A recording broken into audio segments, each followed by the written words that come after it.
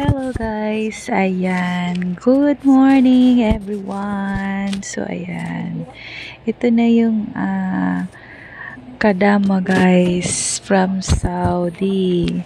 So ayan, ito yung trabaho namin dito araw-araw guys, gumagawa ng mga pagkain para sa aming amo. So ayan, nag-uusap kami ng aking kasama. So ayan, busy yung kamay ko sa paghiwa ng mga gulay. So slice namin yan guys kasi gawin namin yung salad para sa aming amo.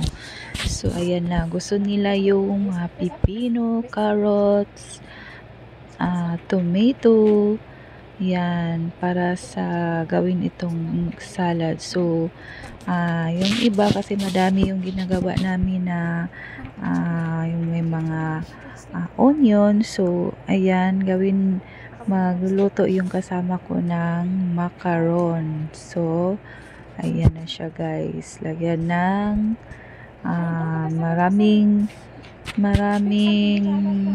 pang sahog na ilagay sa macarons. Iba dito yung macaron nila guys kasi yung sa atin yung salad na sweet dito dito guys may parang sarsa, may parang spaghetti yung pagkaluto nila dito guys. Ayan, so marami talagang mga preskong gulay na isasahog sa macaroni. So, ayan yung hinihiwa ko guys para yan siya sa fresh salad. Mahilig kasi sila kumakain ng preskong gulay dito guys. So, ayan ito yung buhay namin dito guys sa abroad. So, mahirap kaya laban lang kami.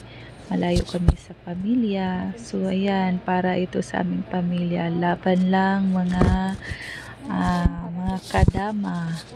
Ayan na guys.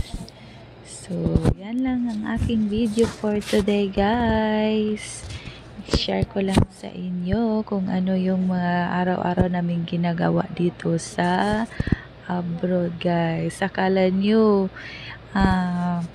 masarap mag-abroad. Yun wala. Sobrang hirap. So, ayan lang. Picture muna tayo. So, yan lang guys.